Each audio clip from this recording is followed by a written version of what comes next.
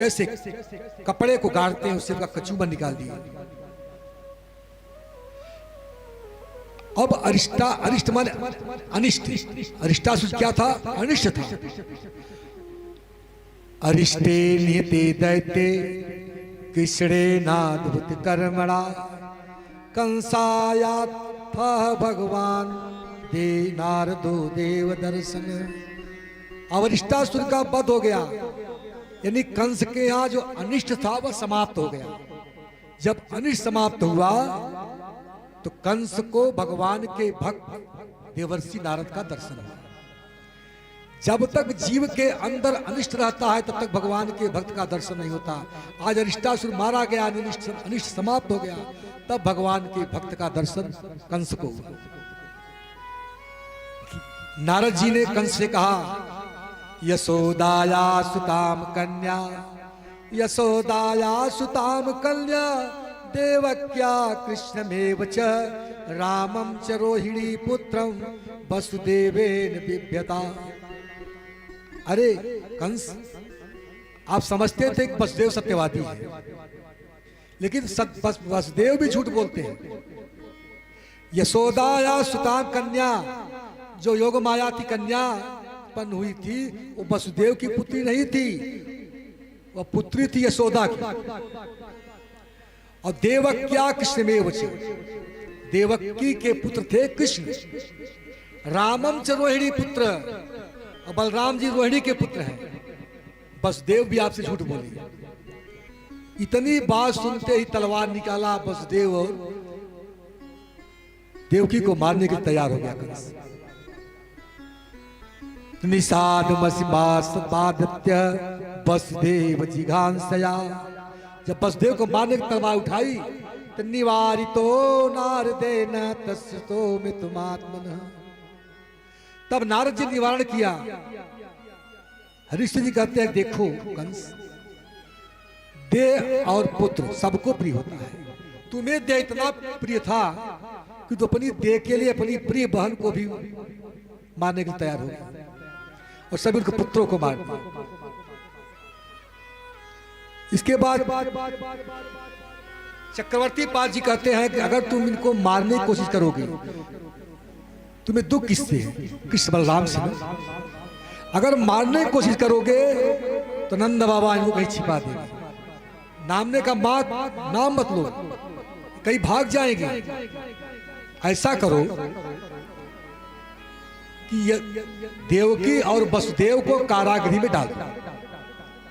बताइए कैसे है भगवान के भक्त नारद जी, जो भगवान के माता पिता को कारागृह में डलवा रहे हैं। देखिए भगवान के प्रभाव को नारद जी जानते थे कि भगवान आएंगे तो अत्याई का वध कर देंगे। उनका हित करने के लिए भगवान ने कंस से, भगवान को नारद जी ने कंस से कहा कि भगवान के माता पिता को कारागृह में डाल दो, उनका हित करने के लिए। इधर कारागृह में वसुदेव देवकी को कंस ने डाल दिया और चारूर मुष्टि का तोसल को बुलाया कि कोई धनुष यज्ञ किया जाए और धनुष यज्ञ में कृष्ण बलराम को बुला करके मार दिया जाए। यह यज्ञ फाल्गुन कृष्ण पक्ष एकादशी, फाल्गुन कृष्ण पक्ष एकादशी को कंस बोल रहा था और शिवरात्रि द्वादशी को भगवान आएंगे, त्रयोदशी को यज्ञ होगा, चतुर्दशी को इसकी लीला समाप्त हो जाएगी। इसने किया क्या? अपने मंत्री अक्रूर जी को बुलाया, अक्रूर जी का हाथ पकड़ा। अक्रूर, जो तुम्हारा इष्ट है वही मेरा अभिष्ट है। इस पर विश्वास प्रकट करने के लिए कंस ने अक्रूर जी का हाथ पकड़ा। इसलिए हाथ पकड़ा, हरिश्चंद्र जी कहते हैं कि आपके हाथ में महापदांता की रेखा है।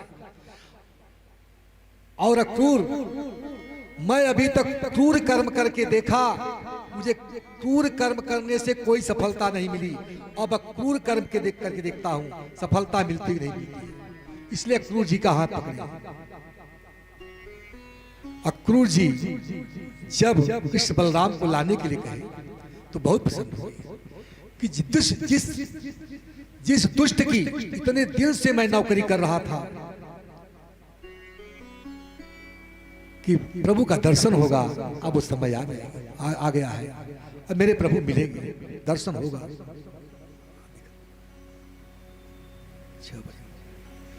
तो इसलिए यहाँ पर कंस ने अक्रूर को लाने के लिए कहा, तो कंस अपने घर गया और उस रथ को सजाने के लिए, इधर अक्रूर जी अपने घर गए। देखिए यहाँ प्रश्न होगा कि जब अक्रूर जी के मन में इतनी बड़ी व्याकुलता थी कब भगवान का दर्शन होगा, और इधर कंस रथ सजा के दे भी रहा है, तो अक्रूर जी अपने घर क्यों चले गए? अक्रूर जी इसलिए गए घर को सजाने के लिए, अपने प्रभु आएंगे तो मेरे घर भी आ सकते हैं, और इस समय मैं चलूंगा तो इस समय भगवान गाय को चराते हुए जंगल से घर लौटते होंगे। जब रथ से धूल इत्यादि उड़ेगा तो गाय आंदोलित होगी, इसमें कष्ट होगा, इस समय चलना ठीक नहीं है। और इधर कंस बहुत ही सुंदर रथ सजा के दिया। अरे कुछ भी हो, राजा का रथ है, और इसलिए सुंदर रथ सजा के दिया कि अगर कृष्ण बलराम नहीं आना चाहेंगे तो इस रथ को देखेंगे तो आ जाएंगे। गांव के ग्वाले और योग माया ने सोचा इस रथ पर बैठकर मेरे प्रभु आएंगे, इसलिए रथ को और सुंदर बना दिया। अक्रूर जी अब रथ को लेकर के चल रहे हैं, और मन में उनके विचार आ रहा है, देखो क्या मैं लक्ष्मी और ब्रह्मा से बड़ा, उनसे भी बड़ा मेरा सौभाग्य नहीं है? ब्रह्मा के पिता है भगवान कृष्ण, लक्ष्मी के पति है। जब भगवान कृष्ण ब्रह्मा के जो पिता है और लक्ष्मी के पति है, वो भी मुझे चाचा चाचा कहकर पुकारेंगे, तो उनसे भी बड़ा सौभाग्य मेरा है। अनेक प्रकार से चिंतन करते हुए रथ को लेकर के अक्रूर जी जा रहे हैं। किसी भक्त ने कहा, रथ को तो घोड़े खींच रहे हैं और अपने मनोरथ के द्वारा, मन के रथ के द्वारा अक्रूर जी उस रथ को खींच रहे हैं। उसी समय रथ के चक्के से धूल उड़ता हुआ दिखाई दिया। अक्रूर जी ने कहा, देखो अरि माने होता है शत्रु, और अरि माने रथ का चक्का। ये रथ का चक्का शत्रु मेरे ऊपर कितना बड़ा कृपा किया है कि जिस ब्रजरज को पाने के लिए ब्रह्मा शिव सनकादि तरसते हैं, उस ब्रजरज को यह शत्रु दे रहा है, नियति दे रहा है। रथ को लेकर के पहुंचे नंदालय में, नंद के घर। नंद के घर में पहुंचे जब नंद भवन में, तो उस समय भगवान कृष्ण और बलराम गाय का दोहन करने के लिए खीरक में गए थे। अक्रूर जी ने कृष्ण बलराम को देखा, दंडवत प्रणाम किए। एक हाथ कृष्ण के चरण पर, दूसरा हाथ बलराम जी के चरण पर। कृष्ण बलराम अक्रूर जी को उठाए, चाचा आप कुशल से तो है? हम बड़े आश्चर्य में है कि इतने दिन तक आप उस दुष्ट की कैसे नौकरी की? अपने महल के अंदर ले गए, उनका चरण धोया गया, पूजन किए, और जितने भी मेवा पकवान बने थे लाकर खिलाए, 5 सम्मान की, रात भर मीटिंग होती रही। अक्रूर जी यशोदा मैया नंद बाबा को समझाते रहे, देखिए कंस मथुरा में जग कर रहा है। आज कल हम सुबह कृष्ण बलराम को लेकर के मथुरा जाएंगे, यज्ञ होगा, और यज्ञ होने के बाद फिर परसों वापस आ जाएंगे। इतनी बात सुनते ही यशोदा मैया का लगा इसे प्राण निकल जाएगा, बेहोश हो गई। क्या मेरे प्रभु का दर्शन कैसे होगा? इसके लिए एक क्षण मैं रो सकती थी, हम मुझसे दूर हो जाएगा। और इधर गोपियों को भी मालूम पड़ा कि मेरे प्रभु अब जा रहे हैं ब्रज को छोड़ करके। जब गोपियों को मालूम पड़ा, गोपियां अपने घर से निकल गई। चलो हम चल के रोके, चाहे हमारे कुल के बड़े बूढ़े जो है बंधुजन कुछ भी समझे, कुछ भी कहें, लेकिन हम अपने कृष्ण और बलराम अपने प्रीतम को नहीं जाने देंगे। और इधर जब गोपियां बाहर निकली तो देखी कि भगवान कृष्ण बलराम को ले जाने के लिए अक्रूर जी रथ को सजा करके खड़े हैं।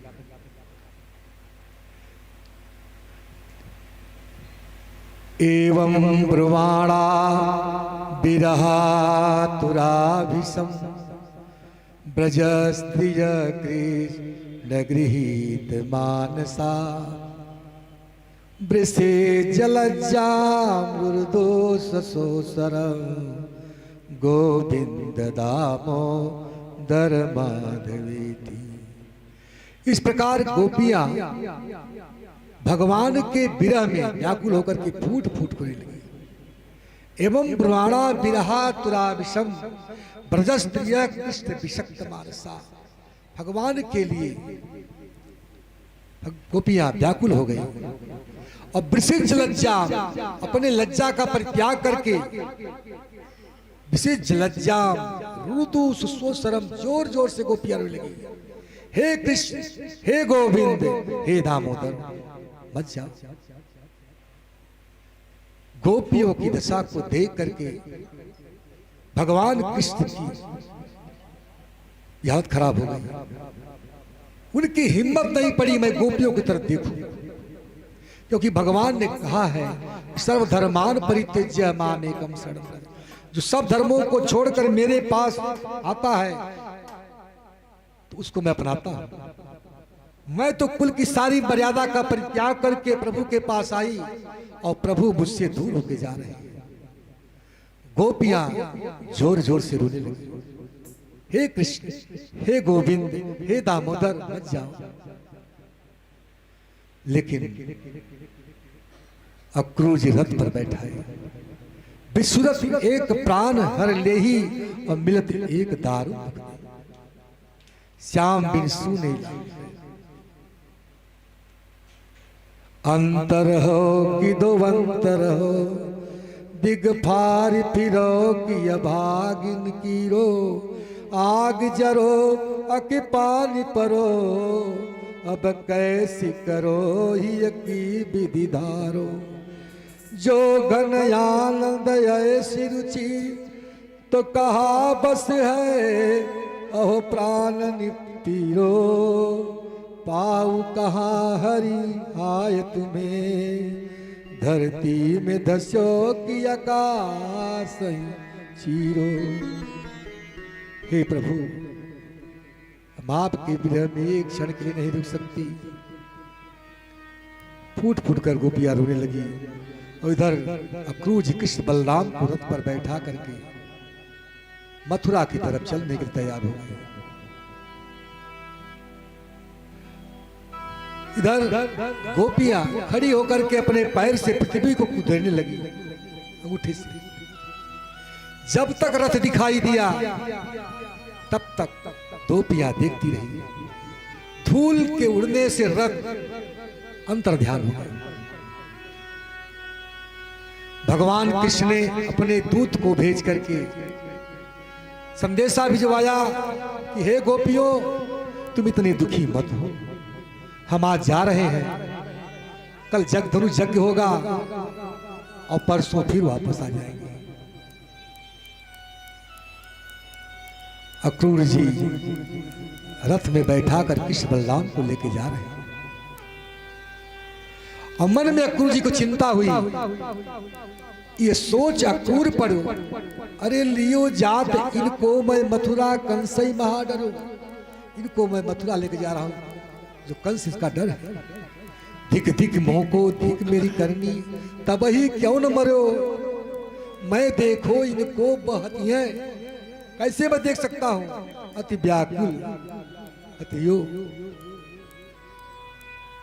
ये अंतर जमुना तट आए। चंदन यो घरो सूरदास प्रभु अंतरयामी भक्त संदेह। भगवान अक्रूर जी की बात को जान गए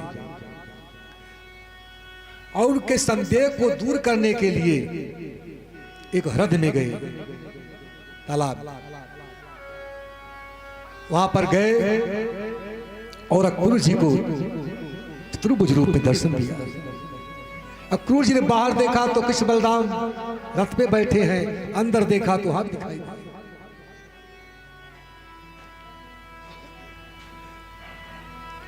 भगवान का दर्शन किए और भगवान ने वो समझाया। देखिए, कुछ भक्त कहते हैं कि जब भगवान कृष्ण मथुरा जा रहे थे तो वहां से दर्शन देकर के चले आए यहाँ वृंदावन। वृंदावन आ गए और नारायण को भेजा संहार के लिए। भगवान कृष्ण बलराम को लेकर के अक्रूर जी मथुरा पहुंचे। मथुरा जब पहुंचे तो मथुरा के अंदर नहीं गए, बगीचे में रथ को रोक दिया और अक्रूर जी से कहा, अक्रूर जी आप जाइए, हम अभी यहां आराम करेंगे। क्योंकि जिस नगरी में विषयानंद हो वहां ब्रह्मानंद कैसे रह सकता है।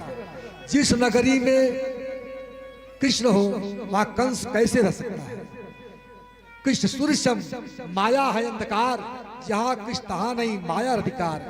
भगवान सूर्य के समान है और कंस माया के समान है, तो भगवान के रहने पर माया कैसे रह सकती है, अंधकार कैसे रह सकता है। सूर्योदय होता है तो अंधकार मिट जाता है। अब यहां पर बलराम जी भगवान कृष्ण को लेकर के नंद बाबा से आज्ञा लेकर के ब्रज को दिखाने के लिए चल रहे हैं। यह लीला मिथिला से मिलती है और वहां पर भगवान राम जी गुरुदेव से आज्ञा लेकर के अपने छोटे भाई लक्ष्मण को दिखाए।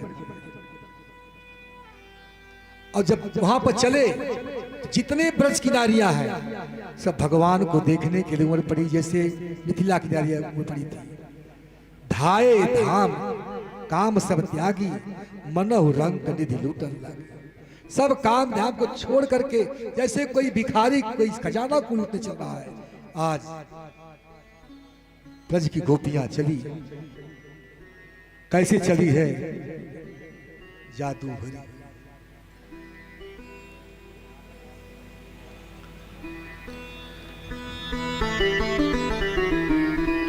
जादू भरी तेरी अखियां, सभी बड़े भाव से गाएंगे।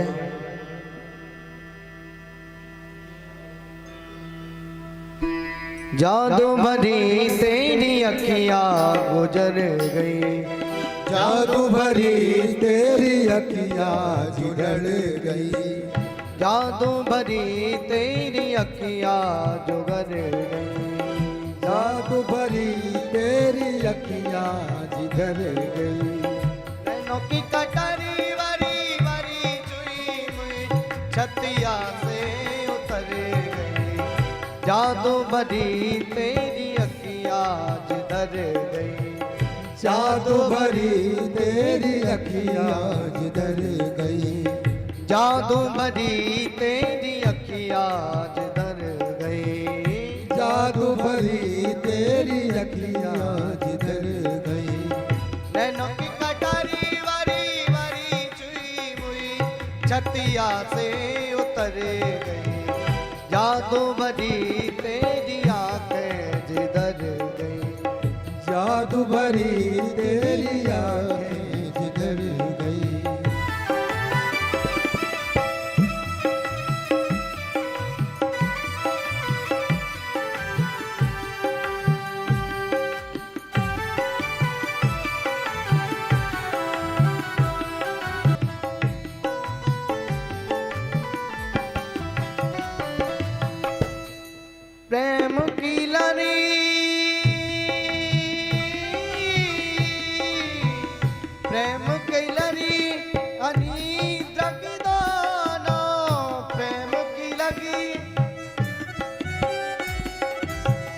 प्रेम की लगी अनी लगी दोनों बनस्पति मोती सी बिखर गई जादू बनी तेरी अखियाँ जिधर गई जादू बनी तेरी अखियाँ जिधर नैनों की कटारी वारी वारी चुई मुई छतिया से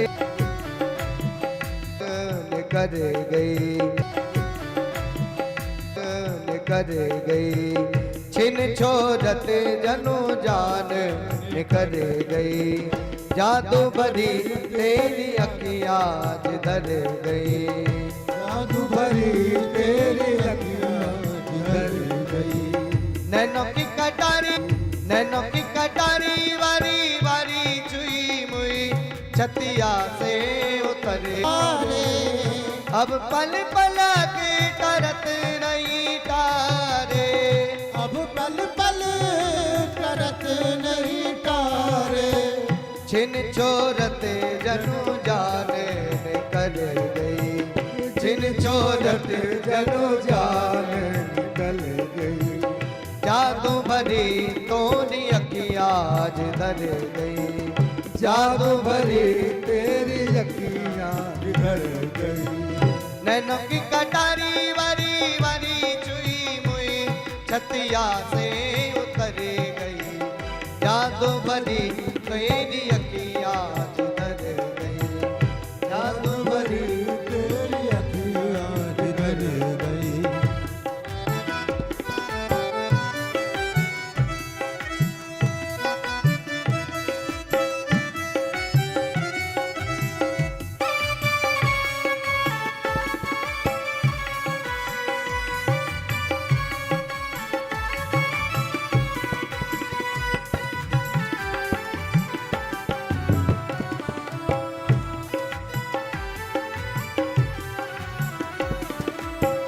प्रेम की लड़ी अरी मृग दोनों प्रेम की लरी हरी ब्रज दोनों प्रेम की लड़ी अरी मृग दोनों प्रेम की लड़ी हरी ब्रज दोनों बरस परी मोती असली बिखर गई बरस परी मोती सी बिखर गई जादू भरी तेरी अखियाँ जिधर गई जादू भरी तेरी अखियाँ जिधर गई नैनों की कटारी वारी वारी चुई मुई छतिया से उतर गई जादू भरी तेरी अखियाँ जिधर गई जादू भरी तेरी अखियाँ जिधर गई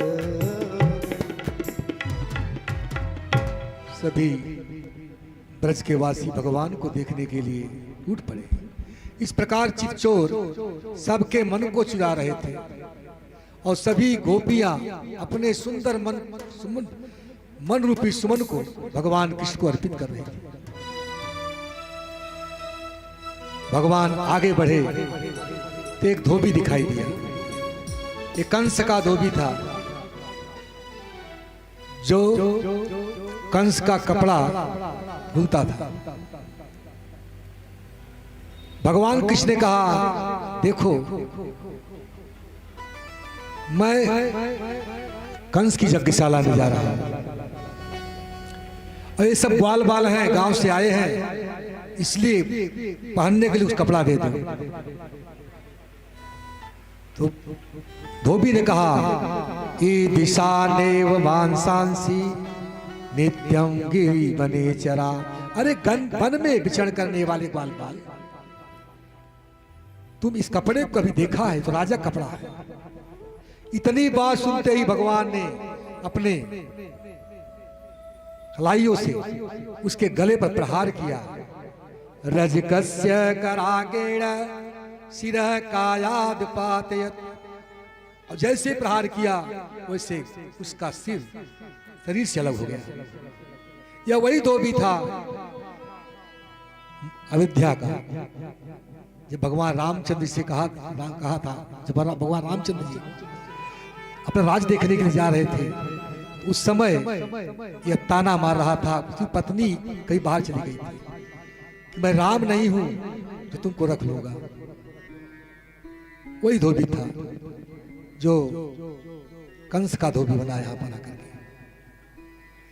अब कपड़ा तो मिल गया, लेकिन कपड़ा कंस का था, बहुत बड़ा बड़ा कपड़ा था, ग्वाल बाल छोटे छोटे थे। तो आगे मिला दर्जी। दर्जी जितने ग्वाल बाल थे उनको नाप करके उनके बराबर कपड़े को सी दिया। यह मिथिला का दर्जी था।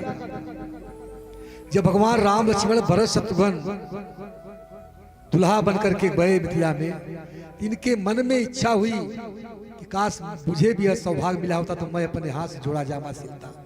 भगवान ने कहा चलो यह सौभाग्य द्वापर में मिलेगा। कपड़ा भी हो गया। इसके बाद कुबेर का माली था सुदामा, उन्हें सुंदर सुंदर माला पहनाया। कपड़ा भी हो गया, माला भी हो गया, चंदन भी लगना चाहिए। तो देखे वहां पर एक सरेंद्री कुब्जा जो कंस के लिए लेप बनाती है,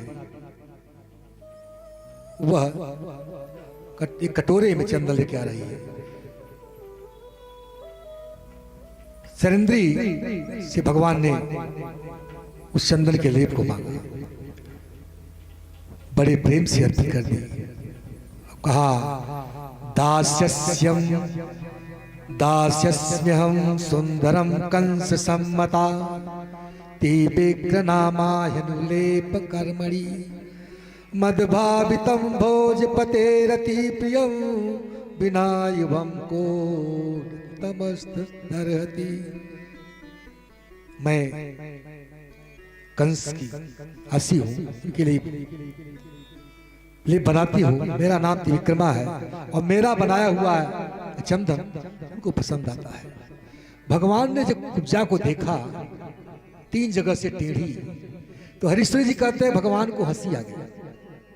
देखो विधाता ने क्या जोड़ी मिला दी, ये भी 3 जगह से टेढ़ी, मैं भी 3 जगह से टेढ़ा।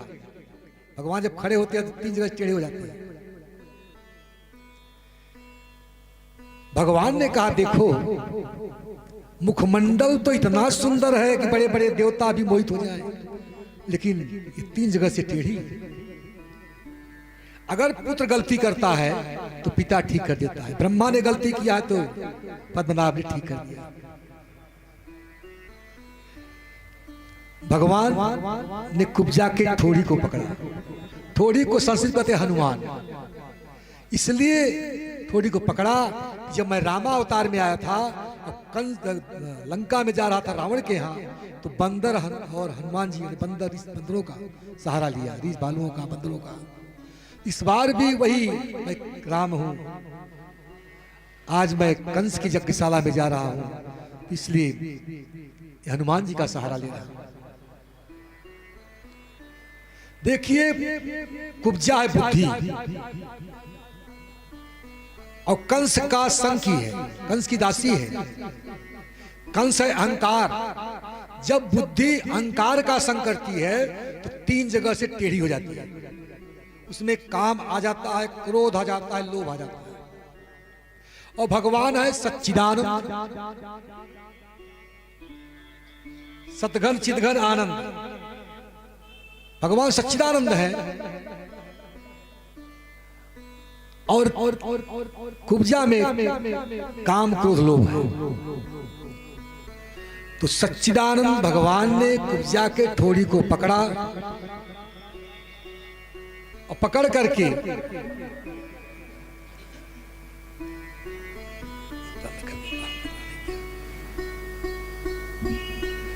घुमाया और घुमाने के बाद कुब्जा सुंदरी हो गई। पैर से पैर को दबाया, क्योंकि कुब्जा के अंदर काम तो नहीं है। काम को काम से निकाल करके दबा करके और कुब्जा को घुमाया तो कुब्जा विश्व सुंदरी हो गई। भगवान को हंसी आ गई कि अगर मैं ब्रज में जाऊंगा तो गोपियां क्या सोचेगी कि मथुरा गए यज्ञ देखने के लिए, कुब्जा से विवाह कर लिया।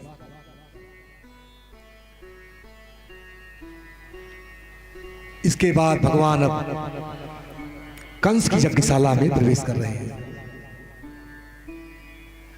यज्ञशाला में प्रवेश किए तो वहां पर धनुष यज्ञ हो रहा था। यह धनुष त्रिपुरासुर का जब वध करना था तो भगवान विष्णु ने शंकर जी को दिया। शंकर जी ने परशुराम को दिया तो क्षत्रियों का 21 बार संहार करके पृथ्वी को ब्राह्मणों को दान किया। एक बार कंस परशुराम के पास आया और धनुष की पतंचा को चढ़ा दिया। परशुराम ने धनुष को कंस को दे दिया, कहा देखो ये धनुष विष्णु का है, जिस दिन धनुष टूटेगा तो समझ लेना कोई पूर्ण पुरुषोत्तम है, उसी दिन तुम्हारी मृत्यु निश्चित है। तो धनुष को देखा भगवान ने, भगवान धनुष के पास गए, बाएं करेण बामेन सलील मुद्दितम सज्जम सकृत्वा निमिखेड़ पश्यताम। निमिख मात्र में ही भगवान ने धनुष को उठाया, उठाते धनुष टंकार करते टूट गया, धनुष टूट गया। अब कंस घबरा गया, अब मेरी गारंटी खत्म, मैं सुन चुका था जिस दिन धनुष टूटेगा उस दिन तुम्हारी मृत्यु निश्चित है। परशुराम ने बता दिया था। दो बार धनुष यज्ञ हुआ। एक बार त्रेता युग में धनुष यज्ञ हुआ, जो जनक जी धनुष यज्ञ कर रहे थे कब धनुष टूटे और मेरी बेटी सीता का विवाह हुआ। और दूसरी बार धनुष यज्ञ हो रहा है, कंस सोच रहा है धनुष टूटने न पाए, नहीं तो मेरी गारंटी खत्म। वह जिधर भी काला चीज देखता था, काली पुतली, जीरा में काला, दाल में काला जीरा, कोई भी काली चीज देख करके समझ आता था मेरा काल आ गया। स्वप्ने प्रेत परिस्वंगम खरयानम विषखादनम। और स्वप्न में भी क्या देख रहा है, प्रेतों के साथ आलिंगन कर रहा है, विष खा रहा है, गधे पर बैठा है, तेल से स्नान कर रहा है। ये सब मृत्यु के सूचक प्रश्न है, अरे स्वप्न है। इस तरह स्वप्न में देखा। भगवान वहां से घूमते घूमते आगे बढ़े तो आगे दरवाजे पर 10,000 हाथी का बल रखने वाला कुबलिया पीढ़ हाथी को नियुक्त कर दिया। भगवान ने पहलवानों से कहा इनको रास्ते से दूर करो, नहीं तुम्हें अभी ये लोग पहुंचा दूंगा। नहीं सुने, भगवान ने हाथी के दोनों दांत को उखाड़ लिए और उसी से कुबलिया पीढ़ हाथी का वध कर दिया। दोनों हाथ को लेकर के भगवान चले आगे। और जब चल रहे हैं तो मथुरा में जितने लोग बैठे हैं सब अलग अलग भाव देख रहे हैं। मल्लानाम सन्निणाम नटवर स्थिराम स्मरो मूर्तिमान गोपानाम सुजनो सताम चित्त भुजाम आस्था सुपितो शिशु नेत्रोर्भोजपते विराट विदुषाम तत्वं परम योगिनाम विश्रीनाम परदेव तेति विदितो रंगम गतः साग्रत। जितने लोग पहलवानों को पहलवान की तरह बलशाली दिखा दे रहे हैं और स्त्रियों को मूर्तिमान काम के रूप में दिखाई दे रहे हैं, बड़ी बड़ी माताओं को पुत्र के रूप में दिखाई दे रहे हैं, कंस को मृत्यु के रूप में दिखाई दे रहे हैं और योगियों को तत्व के रूप में, किसी संबंधी के रूप में। जाके रही भावना जैसी हरि मूरत देखी तैसी। लाखों नर नारी हैं लेकिन भगवान सबको सबकी निगाह में अलग अलग लग रहे हैं। आगे बढ़े तो चाणूर मुष्टक दो पहलवान थे। चाणूर मुष्टक से कहा भगवान ने कि देखो तुम लोग इतने बलशाली हो, हम लोग बच्चे हैं, क्या धर्म यही कहता है, क्या मैं आपके साथ लड़ सकता हूं? चाणूर ने कहा न बालो न किशोरस्तम न बालो न किशोरस्तम बलस्य बलिनांबर लीले भो हते ये न सहस्त्र दीप सत्व। अरे तुम बालक हो न किशोर, तू बलवानों के बलवान हो। अभी देखा 10,000 हाथी का बल रखने वाला कुबलिया पीठ हाथी को खेल खेल मार दिया। इसलिए चाणूर ने कहा तुम मुझसे लड़ो और मुष्टिक से बलराम लड़ेंगे। कृष्ण बलराम ने चाड़ू मुष्टिक सल तोसल सबको मार दिया। अब ये मचान बना के बैठा था ऊपर कंस। भगवान ने वहीं से छलांग लगाए और जाकर के चोटी को पकड़ा और उनका जो मुकुट था गिर गया। चोटी को पकड़ते इसलिए पकड़ा कि कंस ने पहले उनकी मां देवकी की चोटी को पकड़ा था। मुकुट इसलिए गिरा, इनके पिताजी जिंदा थे, लेकिन जिंदा रहते हुए भी ये दुष्ट उस मुकुट को कंस उग्रसेन को पहनना चाहिए था, यह मुकुट रख लिया। पकड़ते ही गोविंदाय नमो नमः कंस मारा गया। इतना बलशाली कंस मृत्यु हो गई। भगवान ने अपने चरणों में घसीटा कि कंस तुम गुरु नहीं, गुरु मैं हूं। और इसलिए घसीटे कि 18 पुराण मेरे चरण से निकला है, गंगा मेरे चरण से निकली है, इसलिए मेरे मामा का भी उद्धार हो जाएगा। भगवान ने कंस की रानियों को आत्मज्ञान का उपदेश दिया, उनका क्रियाकर्म कराया। कृष्ण बलराम जाकर के अपने माता पिता को कारागृह से मुक्त किए, देवकी वसुदेव को, और उनके नाना जो उग्रसेन थे उनको राजगद्दी पर बैठाए, क्योंकि जजाति महाराज का श्राप था कि कोई भी यदुवंशी मथुरा के सिंहासन पर नहीं बैठ सकता। उनको राजगद्दी पर बैठाए और माता पिता को प्रणाम किया, देवकी वसुदेव को। मातरम पितरम चैव मोचित्वाय बंधनात् कृष्ण रामो बद्धन्ते शीर्षास्पृशपादयो। और माता पिता को प्रणाम किए, लेकिन माता पिता भगवान को जगदीश्वर समझते थे, क्योंकि चतुर्भुज रूप में भगवान आए थे। ये कभी पुत्र नहीं समझा। माता पिता को प्रणाम करना चाहिए, चाहे कोई भी। भगवान राम भी करते थे, प्रातः काल उठकर रघुनाथा मात पिता गुरु नावै माता। लेकिन हम लोग इतने अभिमान में रहते हैं कि भूल जाते हैं। देखिए, प्रणाम करने से कुछ मिलता है। अभिवादन शीलस्य वृद्धोपसेविनः चत्वारितस् वर्धन्ते आयुर्विद्या यशो। बड़ों को प्रणाम करने से 4 चीज की प्राप्ति होती है। आयु बढ़ती है, यश मिलता है, विद्या मिलती है, बल मिलता है। झुकता वही है जिसमें जान होती है, अकड़ तो मुर्दे की पहचान। फलदार भी से झुकते हैं, सूखा भी थोड़ी झुकेगा। और झुकेगा तो कुछ मिलेगा। आशीर्वाद से बढ़कर क्या है? भगवान नंद बाबा और ग्वाल बालों को समझा बुझा करके कुछ आभूषण वस्त्र और हीरा जवाहरात जो था देकर के विदा किया।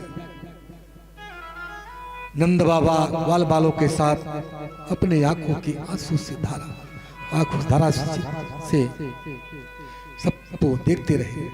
उनके आंखों में आंसू की धारा बहने लगी और इस तरह निराश होकर के आज नंद बाबा और ग्वाल बाल ब्रज लौट गए। भगवान कृष्ण को यज्ञोपवीत के लिए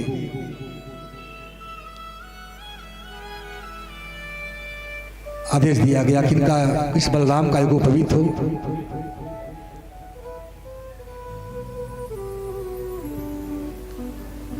भगवान कृष्ण और बलराम को गायत्री मंत्र दिया गया, जबकि इनका ब्रह्मचर्य तो अखंड है, फिर भी यज्ञोपवीत संस्कार कराया गया। भगवान कृष्ण बलराम का यज्ञोपवीत संस्कार हुआ। इसके बाद अब कृष्ण बलराम शिक्षा प्राप्त करने के लिए सांदीपनी मुनि के आश्रम में जा रहे हैं।